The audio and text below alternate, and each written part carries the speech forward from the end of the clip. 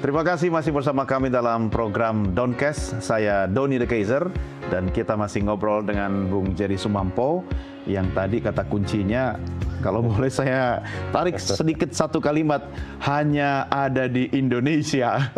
Ya, betul. Benar ya? Betul, betul. Di negara lain ada nggak yang kasusnya kalau bicara politik tingkat tinggi di negara itu seperti kita ada? Ya, saya kira saya nggak tahu nggak tahu secara detail ya. Tapi sejauh yang kita ikuti memang ini hanya khas Indonesia. Karena konstitusi dan ini kan terjadi di detik-detik menjelang pendaftaran pasangan calon. Waktu dan itu mungkin memang harus begitu ya. Iya, harus kalau begitu. Kalau waktunya terlalu jauh betul. Dari sisi ini mungkin dari sisi strategi politik ya. Dia harus dilakukan dalam waktu yang mepet dengan tahapan itu, sehingga publik belum sempat mikir apa-apa gitu ya, sudah terjadi.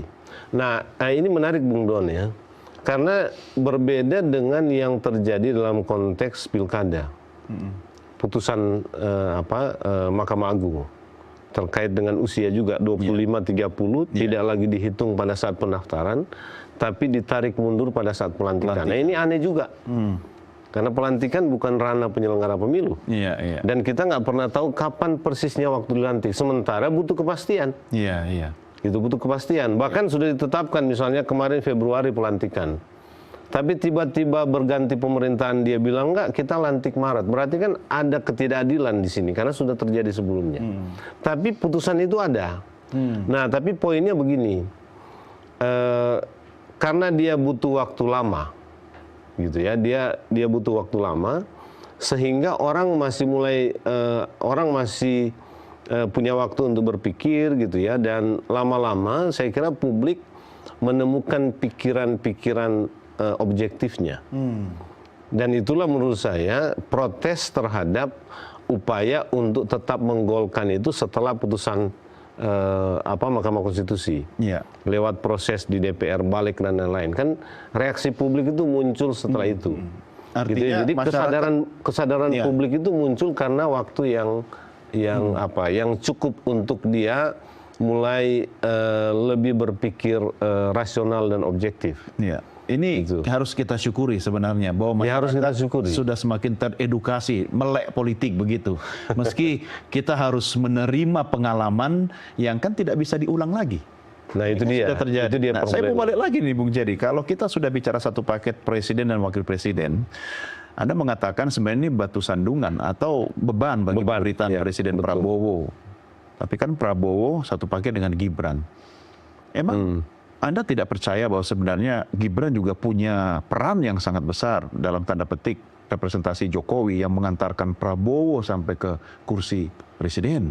Iya, kalau itu sudah pasti ya, karena orang mengidentifikasi Gibran dengan Jokowi, gitu ya, dan ya faktanya memang Jokowi itu populer dan dia memang masih menjadi magnet untuk orang memilih kepada siapa yang dia berpihak, kira-kira begitu. Nah, hanya begini, kalau misalnya kita bisa berandai-andai ya, kalau misalnya Prabowo itu tidak dengan Gibran, saya kira kalau kita lihat sekarang politiknya, politik kita sekarang ya, Jokowi tidak punya pilihan lain selain mendukung Prabowo. Kalau tidak sama Gibran. Jadi artinya begini, kalaupun Gibran tidak menjadi wapres, saya yakin sekarang kalau lihat dinamika sekarang, meskipun variabelnya masih bisa berubah, tetap didukung Prabowo.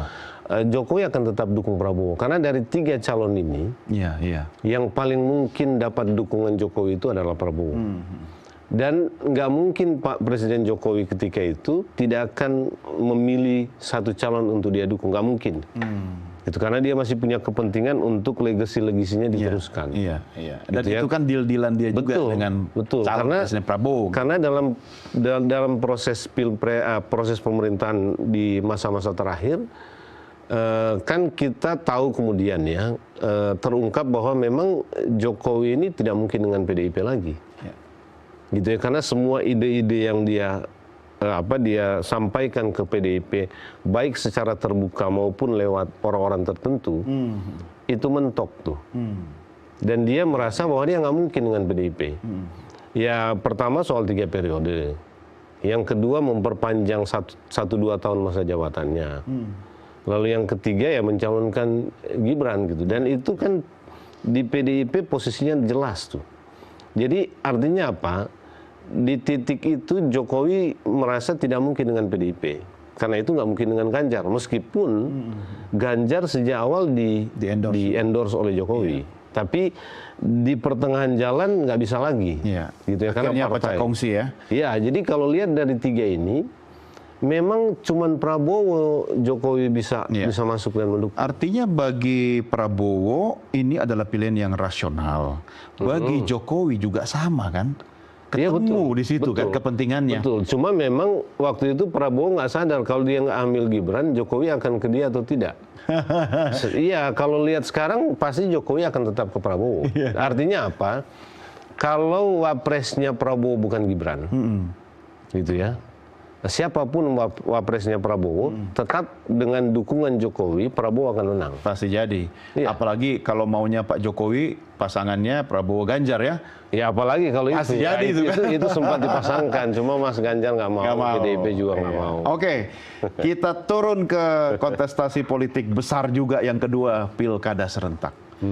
Nah ini juga menarik sekali nih. Ya, tapi kan kalau kita belajar dari pengalaman-pengalaman pilkada sebelumnya, sebenarnya kita lebih maju ya Bung ya, dan banyak belajar. Tapi dari kacamata Anda evaluasinya seperti apa? Ya sebetulnya betul bahwa kita makin bisa lah melaksanakan pilkada gitu ya. Masyarakat juga relatif sudah makin gampang lah terlibat dalam pilkada. Meskipun kesangsian dan kekecewaan itu tetap ada karena problem-problem lama itu tidak pernah selesai, tidak pernah berkurang, gitu ya. Ini juga yang menurut saya menimbulkan catatan publik terhadap proses-proses demokrasi khususnya pilkada, gitu ya. Di sisi lain kita makin paham, gitu ya. Tapi juga di sisi yang sebelahnya kita juga makin paham bahwa soal-soal yang terjadi ini nggak bisa kita selesaikan. Apa ini? Maksudnya tonnya lebih negatif? Lebih negatif. Dia, maksud saya gini, politik uang kita makin tahu nggak bisa diselesaikan. Ya, dia akan terjadi dalam pilkada pemilu dan seluruh perangkat hukum yang disiapkan untuk menindak yang begini-begini dalam konteks pilkada misalnya atau pemilu tidak mampu. Tapi ada sesuatu misalnya, yang gitu ya, menurut saya agak anomali ya kalau kita bicara tentang misalnya pengalaman di kontestasi Pilpres sebelumnya. Kemudian masyarakat Anda katakan sudah lebih teredukasi, kemudian kita masuk ke Pilkada serentak. Tapi kenapa tokoh-tokoh yang kemudian didukung oleh Pak Jokowi misalnya, kalau sebelumnya kita anggap itu sebagai sesuatu yang mencederai demokrasi, itu jadi loh Sumatera Utara, Jawa Tengah. Ya kan nggak semuanya jadi. Nggak semuanya jadi kan, itu juga bisa jadi catatan gitu ya. Jadi bahwa pengaruh Pak Jokowi itu masih cukup kuat, iya. Tapi sebetulnya juga memperlihatkan mulai menurun gitu, karena DKI itu kan effortnya habis-habisan. Iya. Itu gagal. Tapi kemudian setengah hati juga di situ. Ya, ya bisa bilang setengah hati ya, tetapi sebetulnya endorse terhadap Ridwan Kamil kan jelas kelihatan gitu. Ya. Nah, yang memang agak ya kalau kita bicara Banten misalnya, Banten itu kan endorsement Jokowi nggak terlalu kuat malah.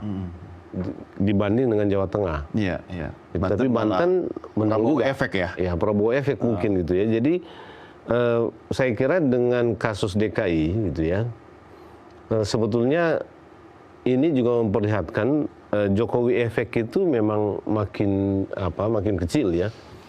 Ya ada kaitannya dengan situasi masyarakat di setiap provinsi gitu ya.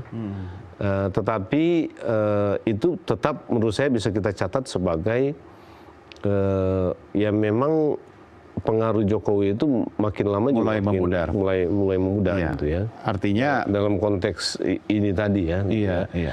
Dan kalau lihat Sumatera Utara misalnya, Sumatera Utara itu memang tidak juga apa ya, karena penantang Bobi itu juga tidak cukup kuat di di basis gitu. Dan sejak awal-awal sudah kelihatan memang perolehan suaranya itu cukup domplang. Iya, iya. Itu udah bisa diduga itu, sudah bisa diduga. Karena itu ya endorsement Jokowi di Sumatera Utara kan nggak terlalu ini, nggak perlu terlalu nggak perlu terlalu intens gitu ya. Iya. Dibanding dengan Jawa Tengah dan DKI menurut saya, gitu karena kan Jawa Tengah rawan gitu ya, DKI juga rawan gitu. Itu. Tapi kalau Sumatera Utara sejak awal udah tinggi bobinya dari survei itu kelihatan gitu. Dan upaya meskipun ada cerita-cerita lain yang kita dengar dari situ ya, betapa misalnya katanya uang dari Edi Rahmayadi itu nggak bisa dikeluarkan, diblok gitu. Jadi logistiknya macet ya? Logistiknya macet gitu ya. Jadi upaya-upaya itu di belakang layar itu.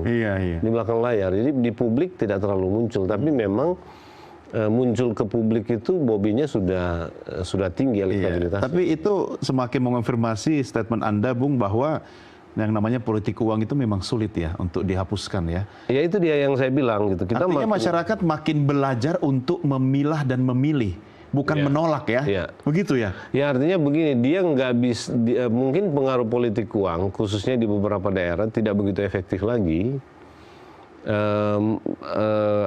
Tetapi prakteknya nggak bisa kita hentikan. Iya. Gitu. Jadi ya memang yang harus kita bangun itu adalah kesadaran masyarakat untuk menolak politik uang. Atau kemudian membuat dia tidak punya pengaruh dalam konteks mereka memilih. Nah itu, yang gitu. dipilih Jadi kemampuan terima uangnya, calonnya terserah saya gitu kan. Tetap mereka terima itu. Iya. Tapi tidak, dan ya soal-soal lain ya, termasuk sebetulnya dalam pilkada yang tadi kita sebut partai coklat, itu makin tidak bisa dihentikan. Nah, tahan dulu kalau soal itu. Kalau sudah masuk situ, saya harus hentikan dulu ini. Karena kita lanjutkan di segmen berikutnya. Baik pemirsa, jangan kemana-mana. Tetap bersama kami, karena Doncast segera kembali sesaat lagi.